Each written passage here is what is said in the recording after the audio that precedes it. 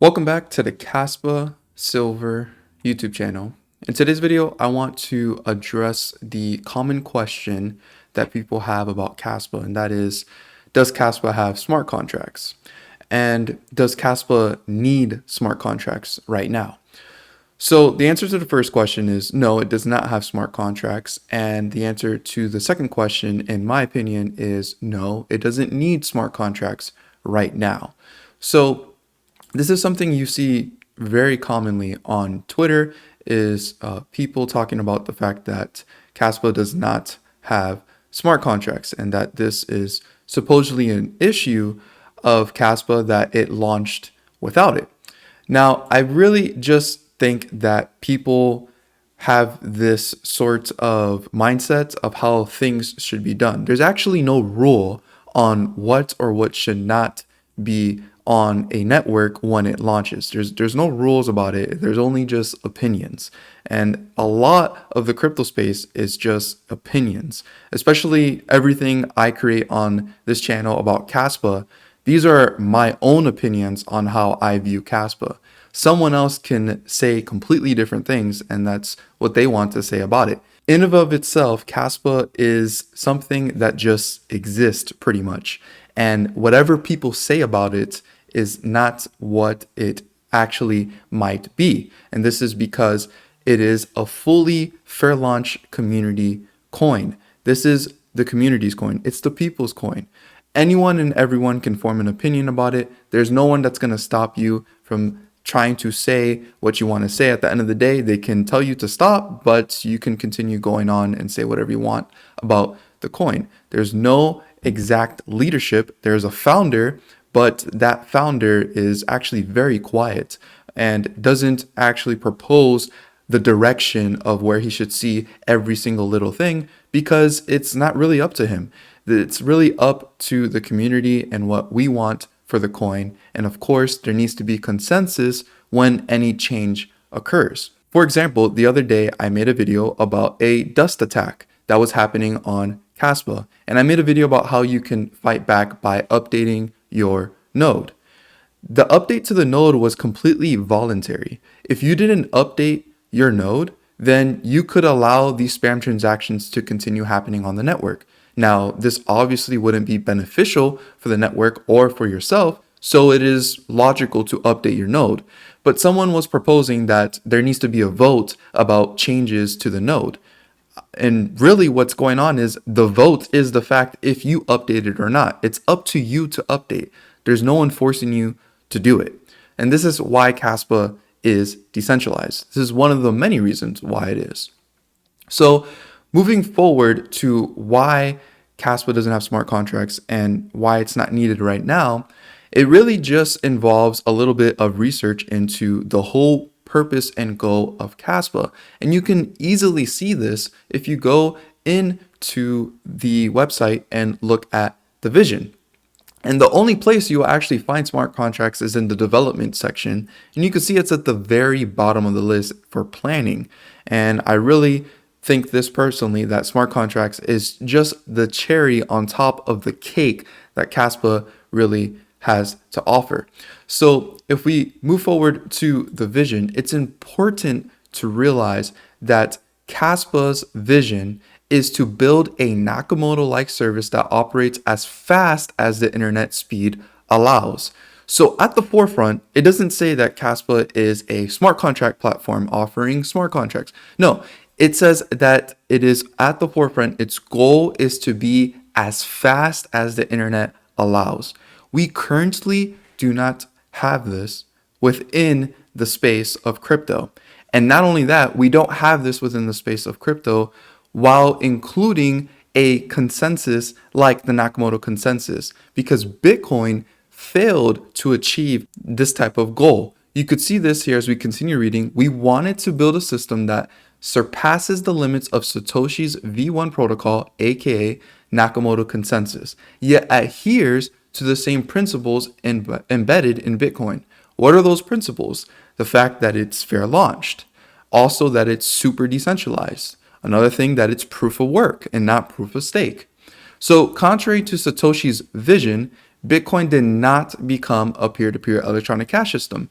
Instead, it's solidifying as the ultimate store of value, or e-gold. And that's pretty much it from the Bitcoin side. This is not a mild achievement by any measure. It's one of the most important financial revolutions in human history. Yet it leaves lots of room for improvement of layer 1 and or for choosing different trade-offs for layer 1. This is another thing about Kaspa. What it's trying to achieve is to be implemented on the layer 1. I know many people on the Bitcoin side will say, yes, it didn't achieve this Satoshi vision on the main network layer, but with layer 2s, we can accomplish this, like Lightning Network. I understand that this is possible, but the Lightning Network brings a lot of different cons and pros, but really it's just not the best way to have adoption come in for the network if it's not on the base layer itself. For example, I want to actually show you how fast the network is on the base layer right now. Mind you, this is only going to get faster in the future. So on my phone, I have the Caspian wallet, and I'm about to send one Kaspa to the web wallet right here. And I'm going to show you guys pretty much how quick it is to send. So I'm going to hit confirm, put my PIN in, and it's sent. And you're going to see that right here on the website, it pops up. And that was practically instant. And within 10 seconds, I have 2 Kaspa. So right now, confirmation times are 10 seconds on Kaspa. If I was to do this with Bitcoin, it would probably take me about 10 minutes if I paid a fee of about $2. I didn't mention the fee that I paid for that one Kaspa was about 0.00001 Kaspa, which is about less than a penny. It's not even worth anything at the moment. So Bitcoin would have involved me to pay a $2 fee and then wait 10 minutes for this to go through. Now, that is very bad if we're trying to be a type of cash system for the internet. So if we're looking at the internet, we could see that 5.47 billion people use the internet daily. So there's a lot of people that the crypto can tap into and gain adoption for. And Kaspa wants to be the crypto for the internet. Now, I don't believe that Kaspa is going to be the only thing that exists. I'm pretty sure that other cryptocurrencies are going to exist, such as Bitcoin. I don't think Kaspa is just going to completely annihilate Bitcoin. I think they both have their own use cases. But when it comes to using a crypto network that is fully decentralized and scalable and super fast on the base layer, Kaspa is going to be that go-to. I believe that that is in the cards for Kaspa in the future. Now, understanding this vision and realizing that the word Kaspa itself is an Aramaic word for silver and money, it really helps you grasp and understand that, hey, this is supposed to be looked at as cash, not a smart contract platform, not a platform that's going to allow for people to create a bunch of other tokens or NFTs or whatever you want to create on the network.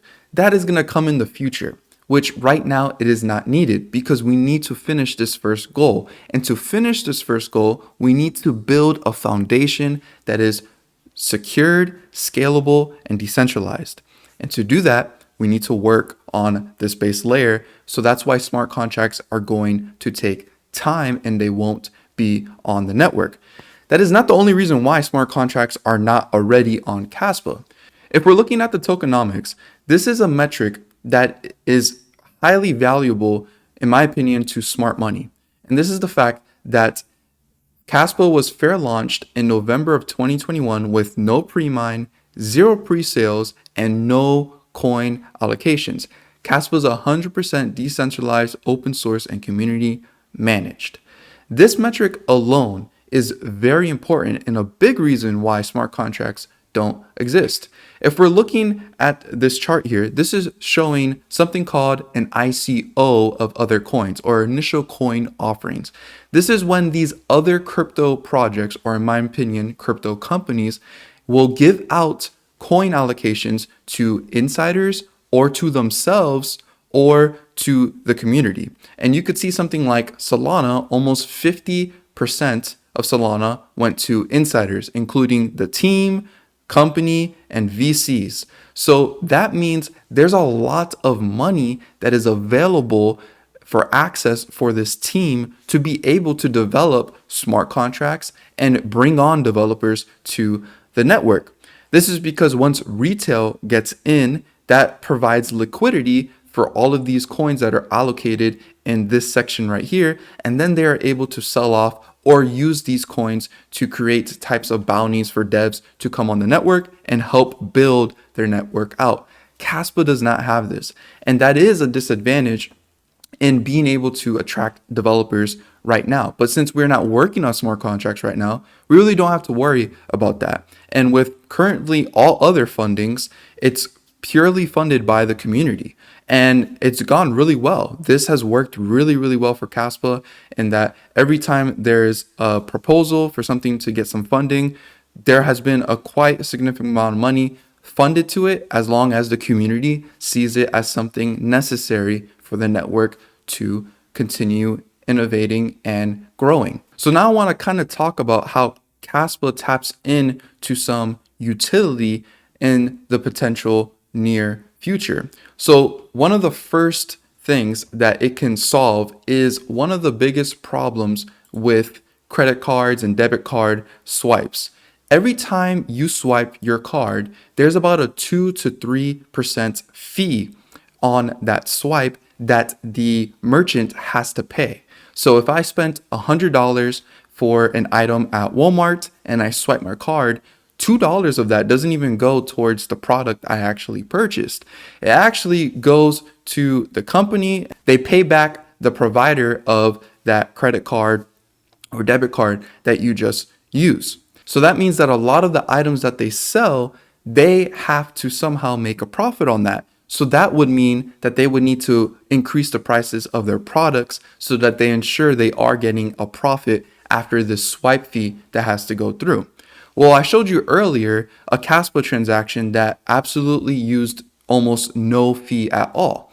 If Kaspa becomes a adopted medium of exchange, merchants can use Kaspa to avoid this fee issue and now not have to pay fees on transactions when we are purchasing goods or services.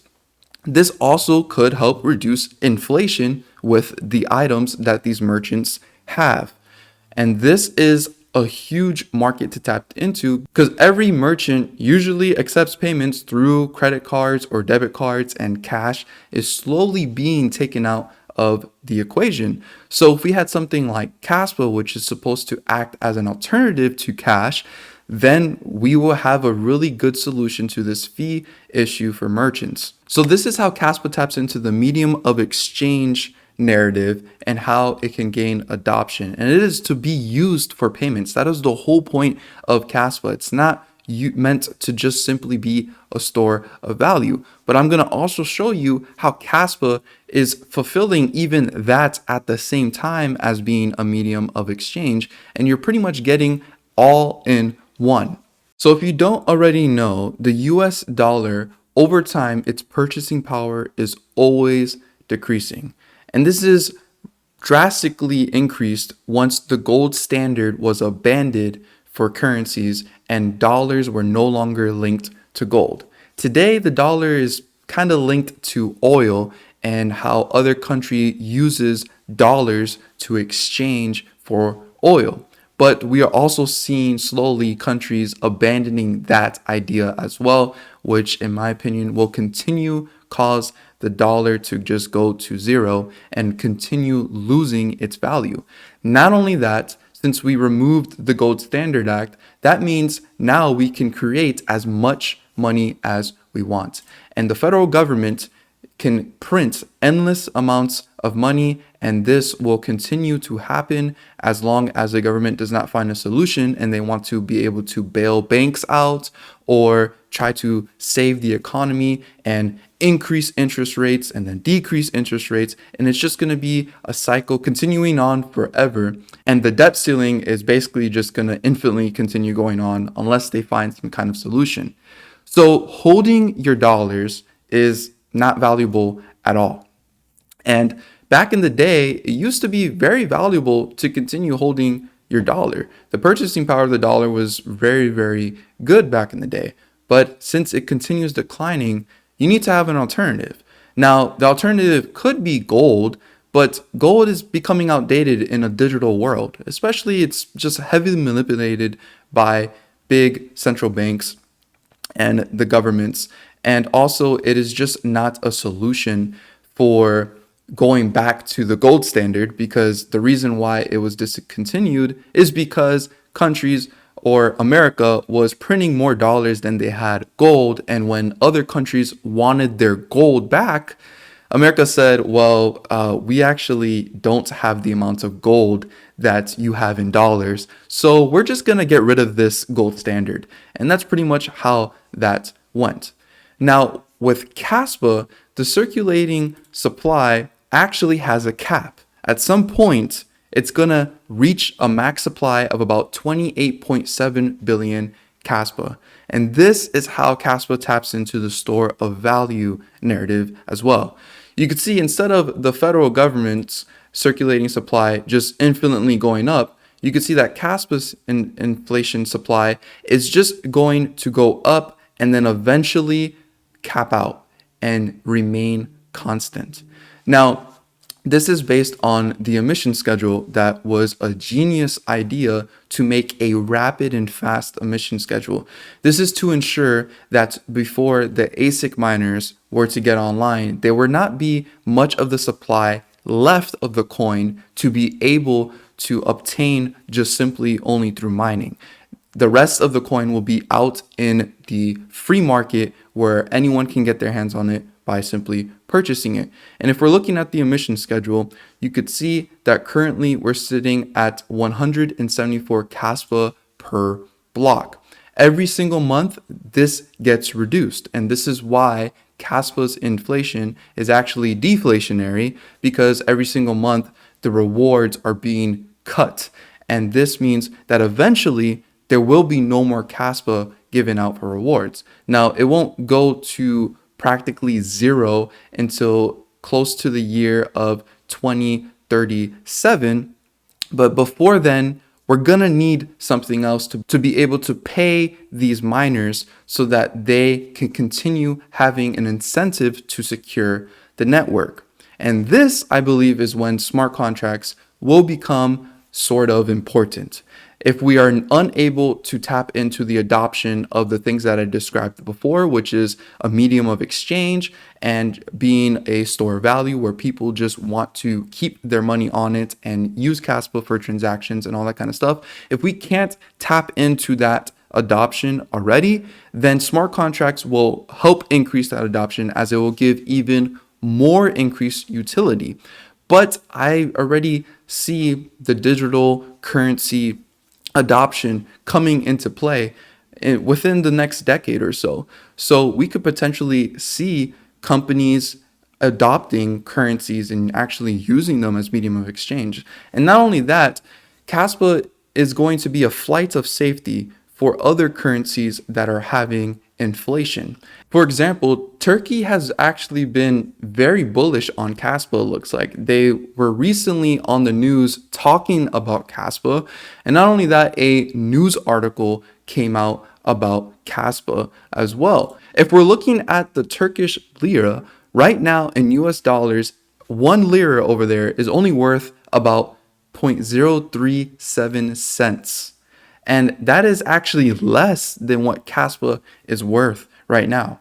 So if you are in Turkey right now, Kaspa is a definite flight to safety from your inflated currency. You can adopt Kaspa and start storing your wealth. Instead of the lira, you store it in Kaspa instead. Kaspa currently right now is about 4.7, so a whole cent higher than this right now. And that's another way of Kaspa tapping into some type of adoption. This is where countries and people within those countries with inflating currencies will start adopting Kaspa as a flight to safety. And they wouldn't adopt something like Ethereum as a flight to safety because it struggles with fees and it struggles with the fact that it is not decentralized as much as it could be. So there's a lot of issues with that. you're going to want to adopt something that's similar to Bitcoin. And so that means Kaspa is much easier to accept and adopt because it's following all of those same principles and philosophies that Bitcoin holds. This makes Kaspa so easy for people to grasp and possibly adopt and start using, because once you tell them that, hey, this follows Bitcoin's principles, and if they already understand Bitcoin, and then you let them know that on the base layer, we can actually achieve tons of transactions per second and practically be feeless, this will actually be very, very bullish and very, very easy to adopt for people because it's not that hard to understand the differences there. So in the future, when the mining rewards start to go to zero, we will need to live on fees. And instead of putting this off for years and years and years, because the whole point of a mining emission schedule is to delay the inevitable, which is when the network needs to survive on fees, Kaspa is embracing this pretty early on. And it's just a testament of the confidence of what is being built here, that it's probably going to achieve this type of success. Now, it won't be easy, and it's going to be a lot to go through in the meantime, but hopefully we will see Kaspa living with transactions only. And there's some math that people have done to show how much it really needs a day and all that kind of stuff, which I will be going over in other videos to come. But when Kaspa is living on transactions, this is where I believe smart contracts will come into play and will be very important for the network. But I hope you guys understand the forefront of what Kaspa has to offer and why it just simply does not need smart contracts right now, and it is not really being worked on right now at all. So if you guys enjoyed this video, leave a like, subscribe to the channel if you guys are new around here, and as always, don't be average, be different.